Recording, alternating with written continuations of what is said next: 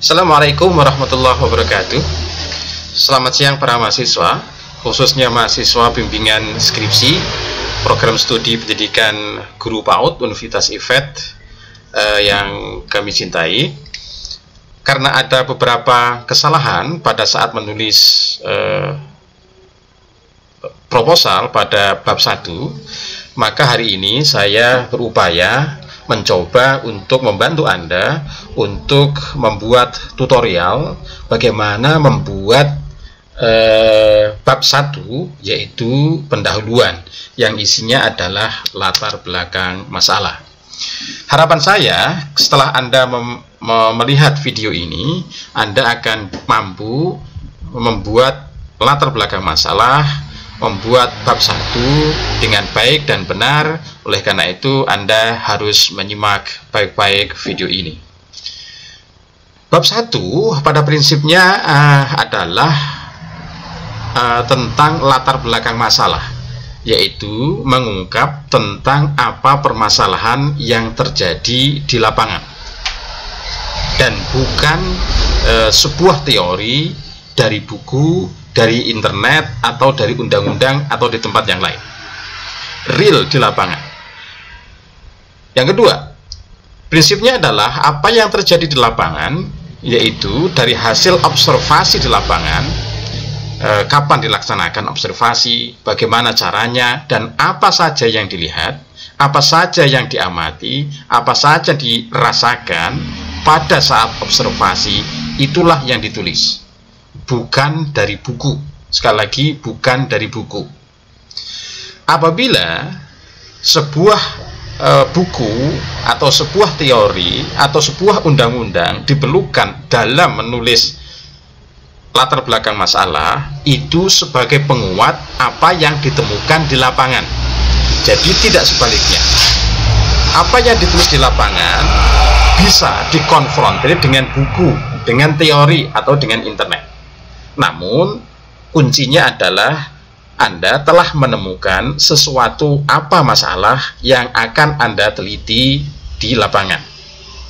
Yang ketiga, latar belakang masalah itu adalah tujuannya mengenal masalah yang Anda teliti. Karena Anda itu akan meneliti pada pembelajaran di satu kelas, maka Anda harus mampu mengenal, menemukan, dan pada akhirnya menyelesaikan masalah yang ada di lapangan atau di sekolah itu. Tidak mungkin Anda bisa menyelesaikan skripsi itu kalau Anda itu tidak mengenal masalah.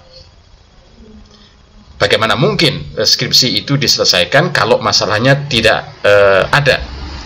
Tujuan dari skripsi itu menyelesaikan masalah. Masalahnya tidak ada, ngapain Anda harus menyelesaikan masalah, kan gitu. Kita lanjutkan. Dalam latar belakang masalah sebenarnya sih banyak, tidak harus 5.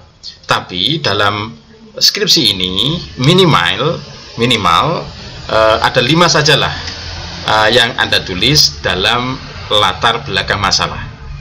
Nah, pada alinea pertama Anda harus menulis, harus menguraikan apa idealitas tentang tema skripsi Anda.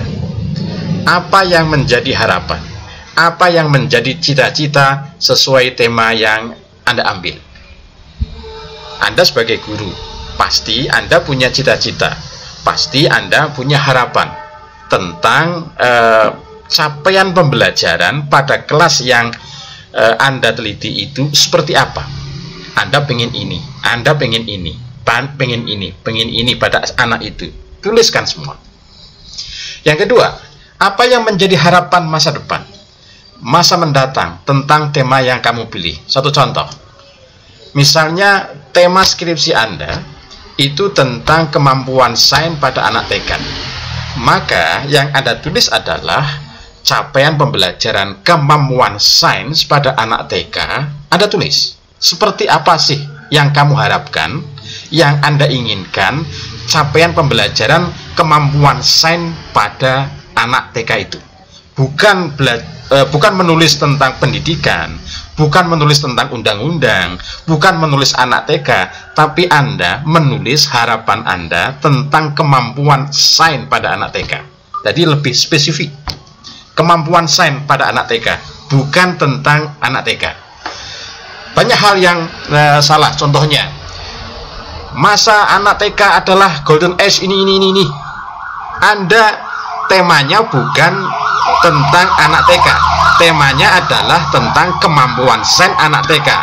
Maka yang Anda tulis itu adalah kemampuan sains atau capaian pembelajaran kemampuan sains anak TK. Mampu seperti ini, mampu ini, mampu ini, mampu ini, mampu ini. Itu harapan Anda. Itu yang kamu tulis pada alinea 1. Alinea 2. Alinea 2 prinsipnya adalah Anda menulis tentang kegiatan-kegiatan observasi di lapangan. Harus, seorang peneliti itu harus langsung ke lapangan. Tidak mungkin seorang peneliti itu tidak pergi ke lapangan. Kalau ini adalah penelitian tindakan kelas. Lapangan ini maksudnya bagaimana? Lapangannya itu adalah kelas yang akan menjadi tempat penelitian. Kalau misalnya kelas mana, TK mana, di mana, Anda harus di situ. Anda harus observasi di lokasi itu. Kapan observasi dilakukan? Mekanisme seperti apa observasi dilakukan?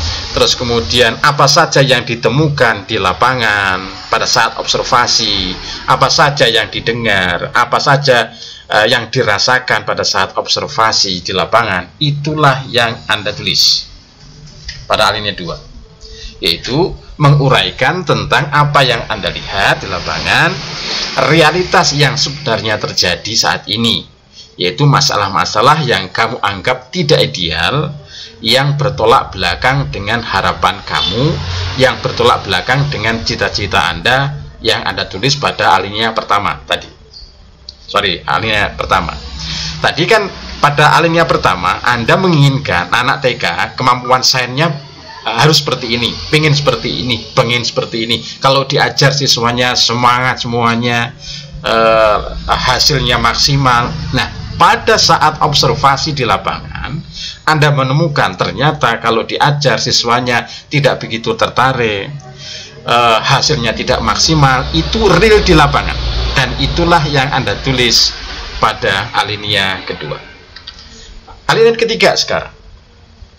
Pada alinea 3, Anda harus menguraikan dengan membandingkan antara apa yang terjadi saat ini yang seharusnya terjadi secara ideal. Yang kedua, karena Anda itu membandingkan antara apa yang Anda harapkan dengan apa yang Anda dilihat di lapangan, dan itulah masalah yang muncul.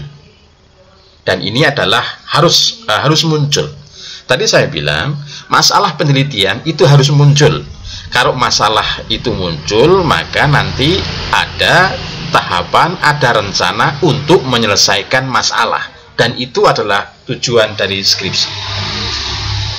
Poin ketiga, inilah masalah yang akan kamu coba untuk selesaikan. Bagaimana masalah itu ditemukan? Membandingkan antara harapan dan realitas. Apapun masalah di muka bumi ini, itu terjadi karena perbedaan antara harapan dengan realitas. Bab 3, alinea 3. Alinea keempat. Pada alinea 4 ini, Anda harus menguraikan apa yang akan terjadi bila kejadian saat ini itu terus berlangsung. Resikonya bagi anak didik, resikonya buat guru, resikonya buat sekolah, maupun resiko buat pendidikan. Tadi misalnya, Anda lihat di lapangan, Anda jumpai di lapangan, siswa kalau diajar tidak maksimal, tidak reaktif, atau bercita sendiri. Nah, resikonya bagaimana? Bagi gurunya, bagi siswanya, bagi pendidikan, bagi sekolah, dan seterusnya. Satu, misalnya Anda siswa anak itu Anda jumpai itu prosesnya tidak maksimal atau hasilnya tidak sesuai dengan yang Anda harapkan, ketuntasannya kurang maksimal, apa resikonya bagi anak, bagi sekolah, bagi guru, bagi pendidikan, dan seterusnya.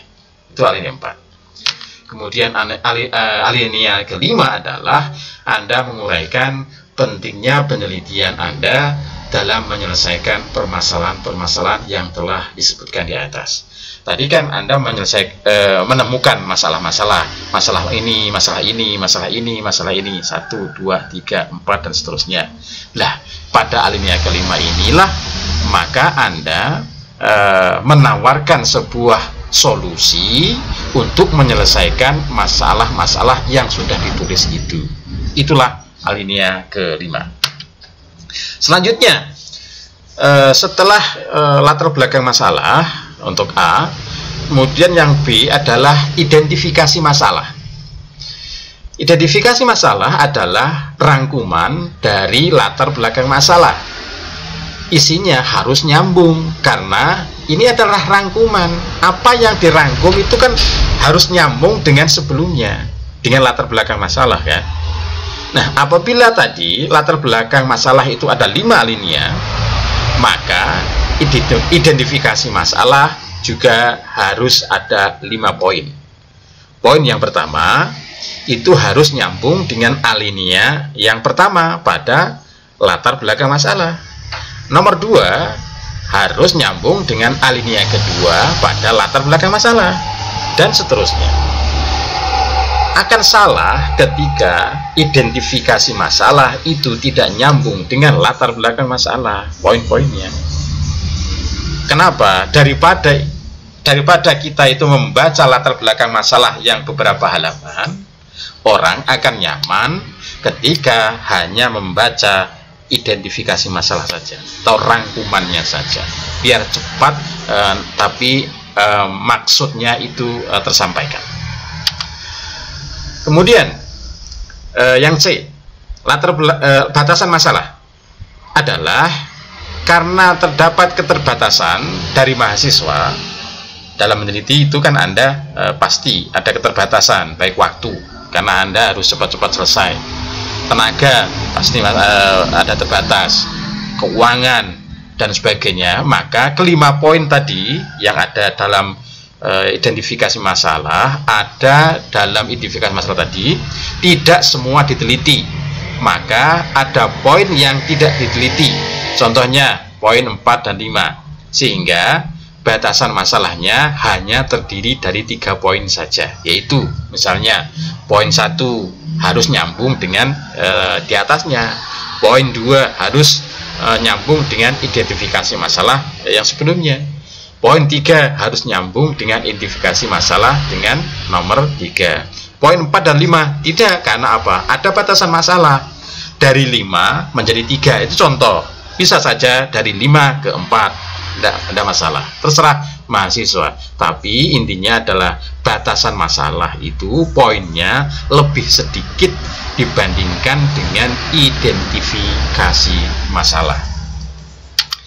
Karena Anda sudah membatasi penelitian Anda menjadi 3 poin tadi, maka perumusan masalahnya juga 3 poin. Poin yang pertama harus nyambung dengan batasan masalah. Poin kedua harus nyambung dengan batas masalah nomor 2. Poin ketiga harus nyambung dengan batasan masalah nomor 3. Karena perumusan masalah itu adalah penekanan masalah yang akan diteliti. Cirinya adalah berupa tanda tanya atau kata-kata seru. Contohnya bagaimana, misalnya gitu, bagaimana. Itu adalah tujuannya penekanan terhadap suatu masalah. Kemudian selanjutnya tujuan penelitian. Tujuan penelitian itu harus nyambung dengan rumusan masalah. Rumusan masalah nomor 1 harus nyambung dengan tujuan penelitian yang nomor 1. Poin yang kedua harus nyambung dengan perumusan masalah nomor 2. Nomor 3 harus nyambung dengan perumusan masalah nomor 3. Nah, tujuan penelitian dan rumusan masalah itu poinnya begini. Poin 1, karena Anda adalah penelitian tindakan kelas atau PTK kan.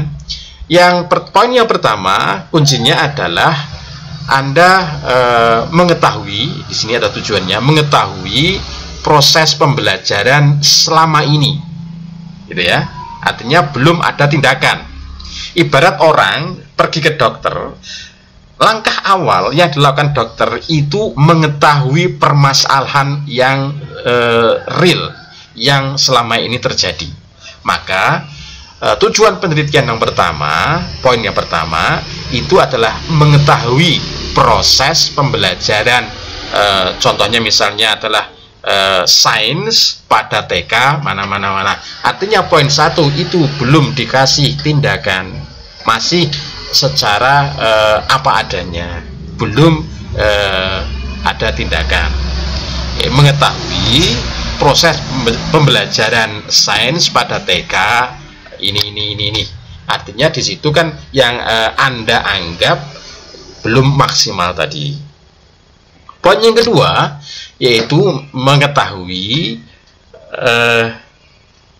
proses pembelajaran ini dengan metode yang Anda tawarkan. Misalnya Anda metodenya inquiry misalnya. Berarti di situ mengetahui penerapan metode inquiry untuk